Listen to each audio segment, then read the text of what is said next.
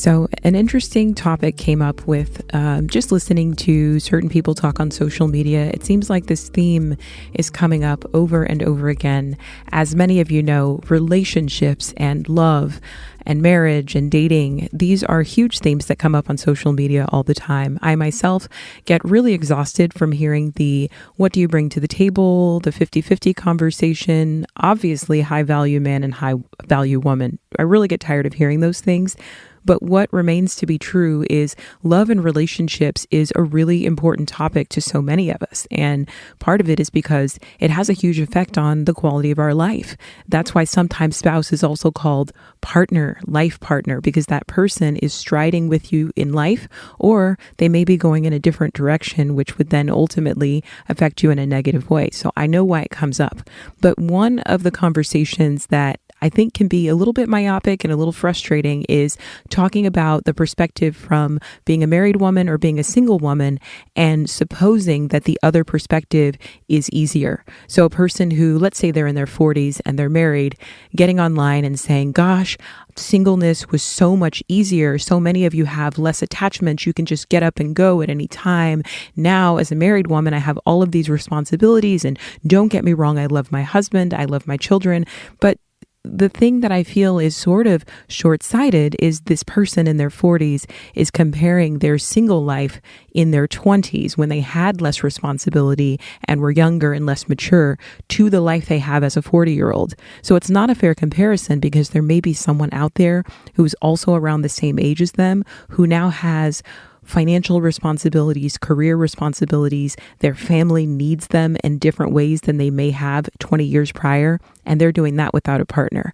And then vice versa, the person who is single and free, who really is in their 20s, is saying, okay, well, yes, I am free of responsibility and all these things, but I don't have the finances that I may have in 20 years. So the freedom that you think I have, I might have time freedom, but I definitely don't have finances. And I also don't have the life experience to approach life the way you might 20 years further in life than I am.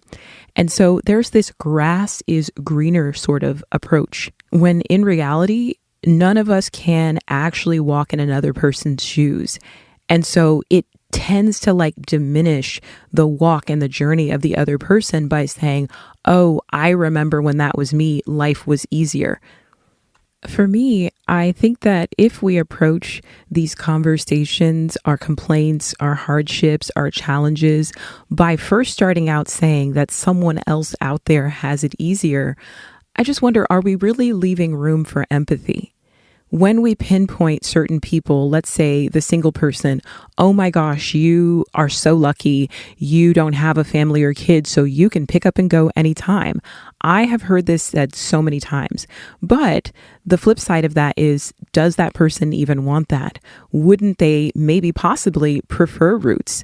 The freedom to move to the other side of the country may not even be as sparkling and dazzling to them because what they could be deeply desiring is roots, is a support system, is the structure and support. They may be desiring partnership. All of the things that someone else is saying is easier might be the most challenging thing for them. And so I wonder, what value can we bring to the conversation if we start that way? What if there's another way, like saying, in this season of my life, I find this to be particularly challenging. So that tired new mom, that frustrated wife, that lonely single person, that lost person that just got out of college and just feels like, I don't know what I want to do next. What if we start the conversation with, in this season of my life, I find XYZ particularly challenging. Now, as a community, we can come together with empathy and support and say, I hear you. That does sound really challenging.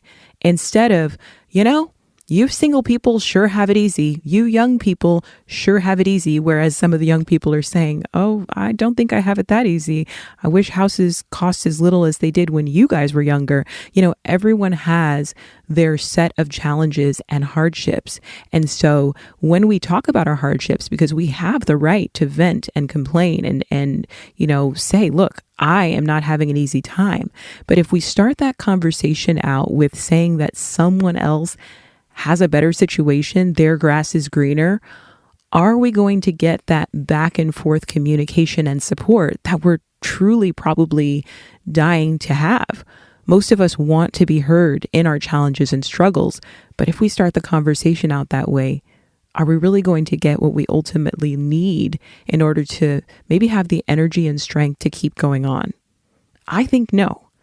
And so when I originally heard the phrase, the grass is always greener, I always thought about it from the perspective of a person who is looking at what someone else has and desiring that and saying, oh, I wish I had what they had. And I do think it's that.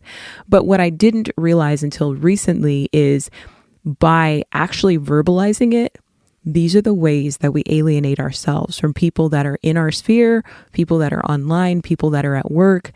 I can think of a particular person at work who a number of times, I think in lacking self-awareness, will say, well, I have to work. I'm not some lucky stay-at-home mom that can just sit around and go to any activity that my child's school has.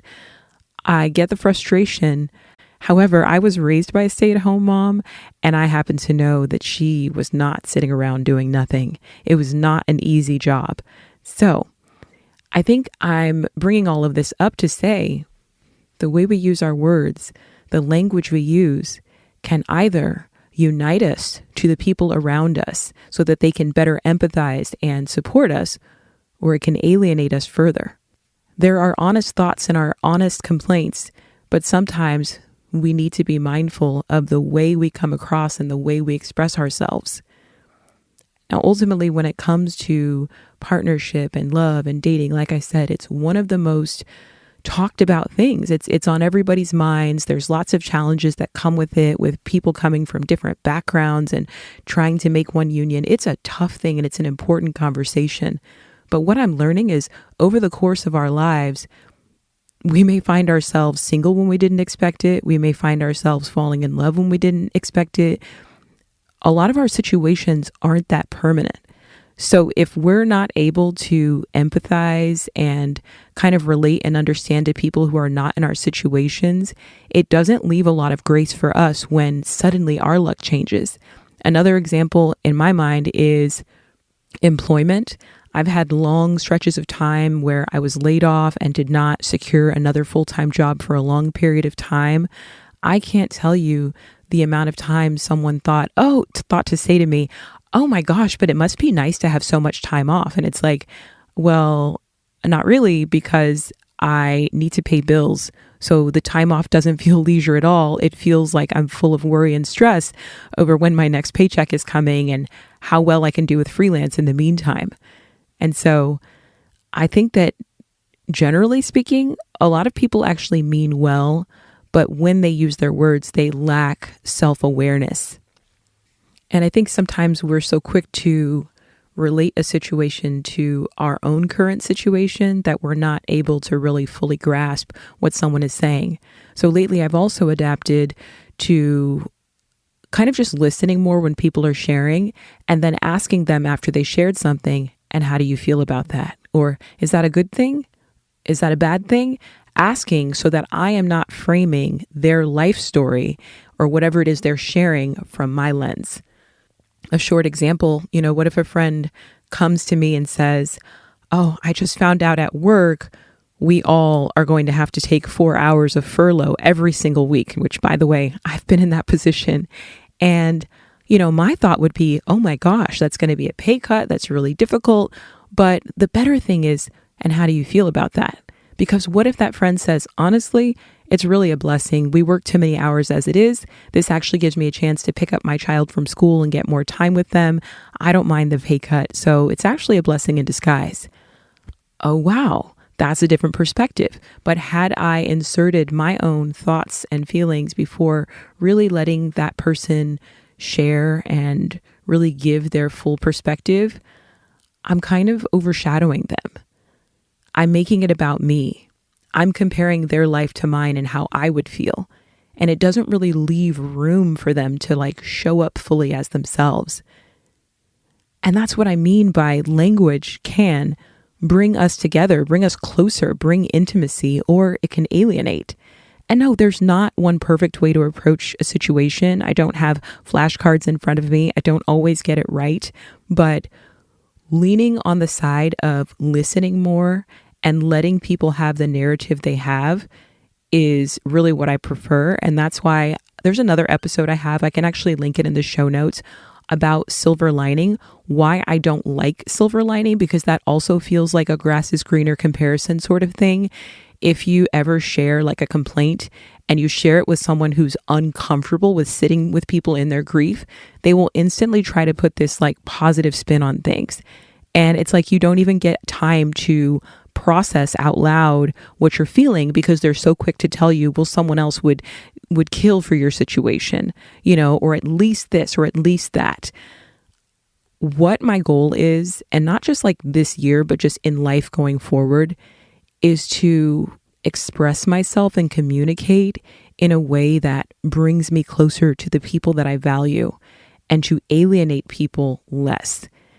And I desire to feel more connected to people, and I desire to feel less alienated. I hope that this episode made sense. I just really wanted to kind of like tap in a little bit, because I feel like there's so many conversations around like love, marriage, singleness, dating, whether you want to have kids or don't want to have kids. And I think ultimately, if it's something that you choose for yourself and you're happy with it, then that's what's great. But if there's something in your life that's missing and you're striving for it, then I hope that the people around you are able to cheerlead and support you as you kind of work towards that thing that you desire. I want us to be in a place where we're not always comparing or saying, this person has it worse, this person has it better. There's something that's suitable for each of us. And the happiest version of my life could be misery to someone else. I don't know. It's possible. And the same for them too. Their happiest version could be far more than I could handle. And so I want to have a certain neutrality to sit with people and let them tell their story from their perspective, and for me to affirm that that story has value. So I hope this episode brought some good insight and maybe sparked some good conversation with you and other loved ones in your life as you're chatting, especially around critical topics. Thanks so much for listening, and I'll catch you in the next episode.